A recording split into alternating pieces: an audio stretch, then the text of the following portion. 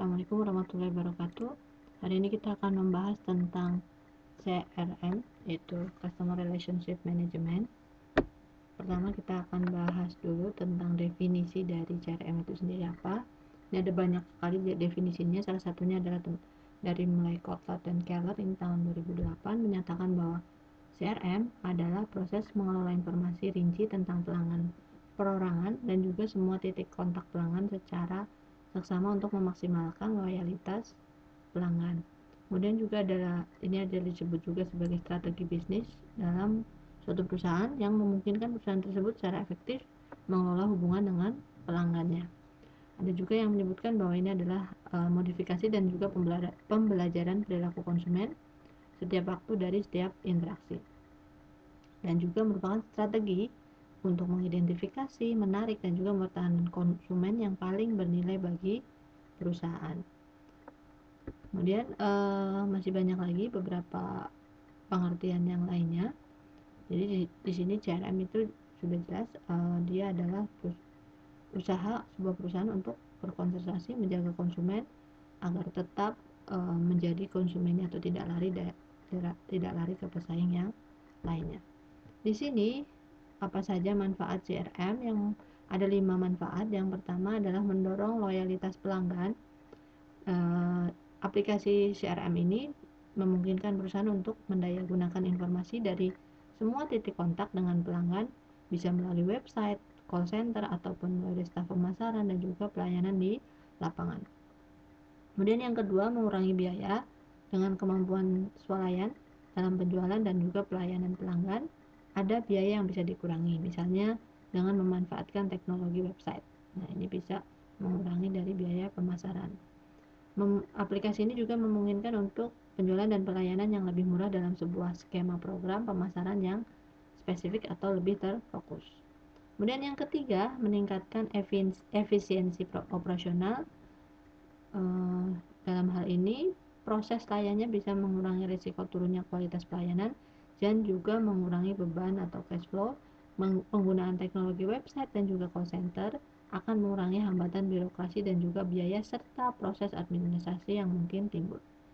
Kemudian yang keempat adalah peningkatan time to market. Di sini aplikasi CRM memungkinkan perusahaan membawa produk ke pasar dengan lebih cepat dengan informasi pelanggan yang lebih baik. Tadi contohnya melalui website ya. Dan yang kelima adalah meningkatkan pendapatan. Aplikasi CRM menyediakan informasi meningkatkan pendapat dan keuntungan perusahaan. Perusahaan bisa melakukan penjualan dan juga pelayanan melalui website sehingga terbuka peluang penjualan secara global tanpa perlu menyediakan upaya khusus untuk mendukung penjualan dan pelayanan. Itu tadi adalah manfaat CRM, ada 5. Kemudian yang berikutnya, sasaran dari CRM sendiri. Itu tujuannya terdapat kira-kira ada 3 tujuan ya. Sasaran yang utamanya adalah meningkatkan pertumbuhan jangka panjang dan profitabilitas perusahaan. Di sini caranya adalah dengan melalui mengerti lebih baik terhadap kebiasaan pelanggan dan tujuan utama dari CRM itu sendiri.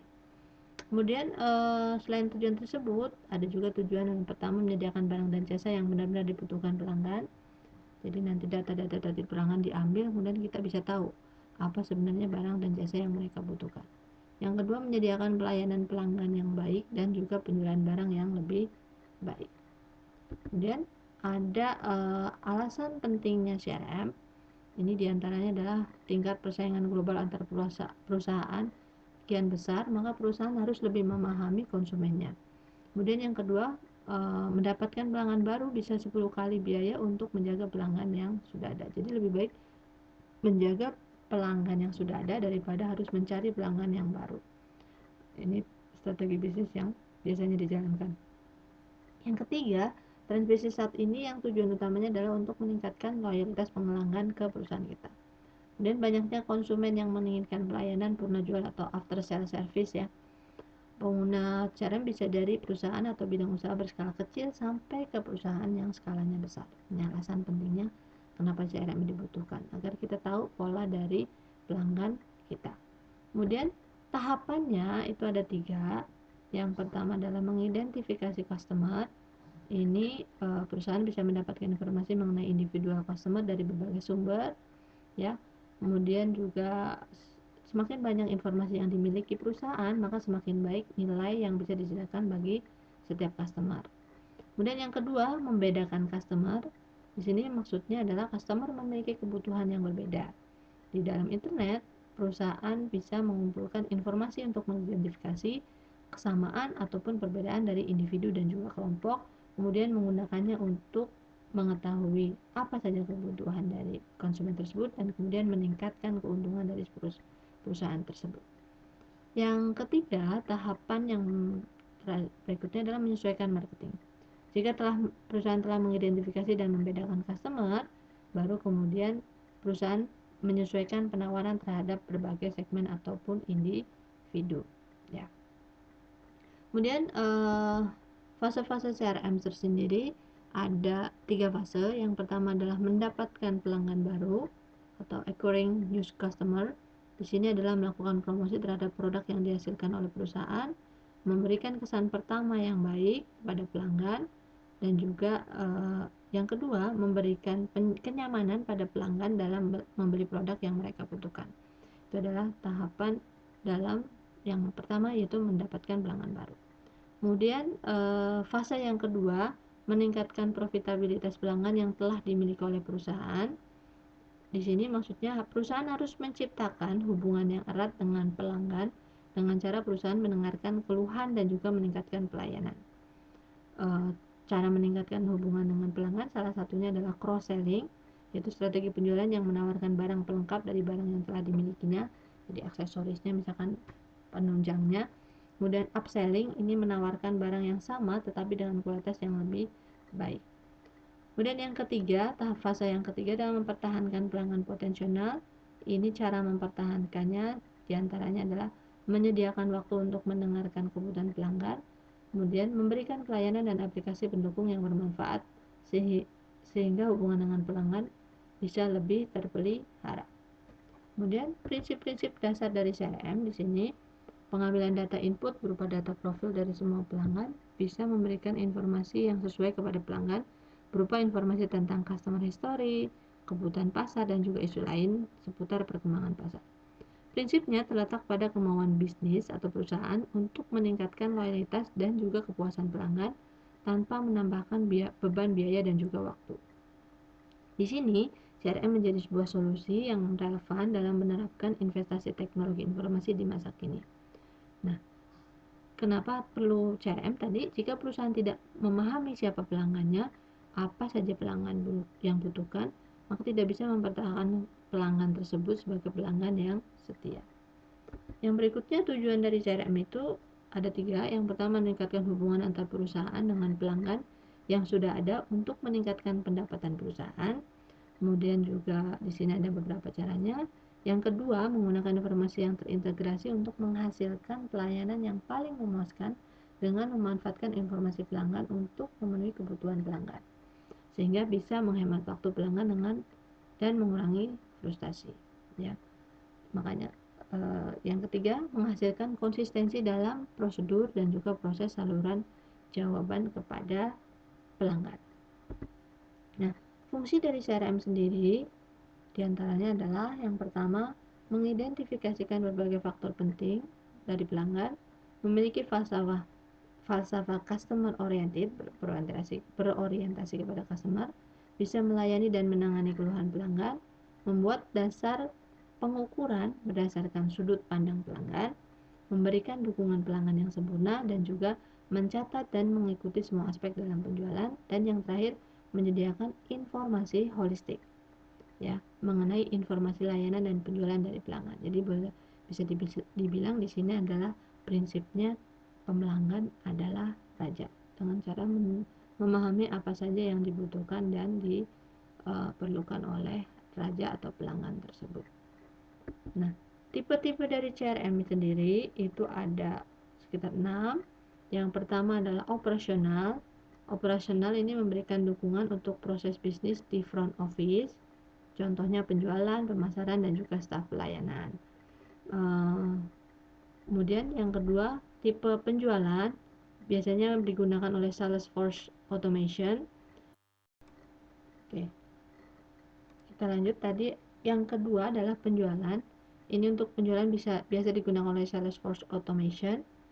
Di sini Salesforce Automation ini membantu untuk otomatisasi aktivitas yang terkait dengan staf penjualan, seperti untuk menjadwalkan menghubungi pelanggan, mengirim surat kertas ataupun elektronik ke pelanggan, menelusuri respon ataupun feedback dari pelanggan, membuat laporan, dan juga proses order penjualan secara otomatis. Kemudian tipe yang ketiga adalah analitik.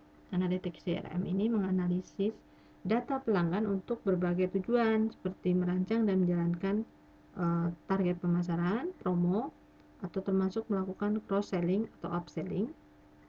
Yang keempat, ini tipenya adalah tipe intelijen penjualan atau sales intelligence.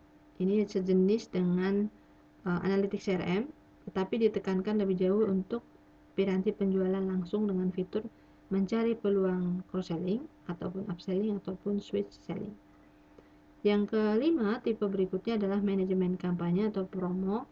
Campaign management ini mengkombinasikan elemen antara CRM operasional dan juga analitik. Ini untuk menjalankan fungsi pembentukan kelompok target dengan kriteria tertentu menggunakan data pelanggan. Yang keenam, tipe yang keenam adalah kolaboratif. Ini mencakup aspek-aspek yang ditangani korporasi yang terkait dengan pelanggan pada berbagai departemen seperti pada bagian penjualan, teknis, ataupun pemasaran. Nah, yang berikutnya adalah implementasi software aplikasi CRM.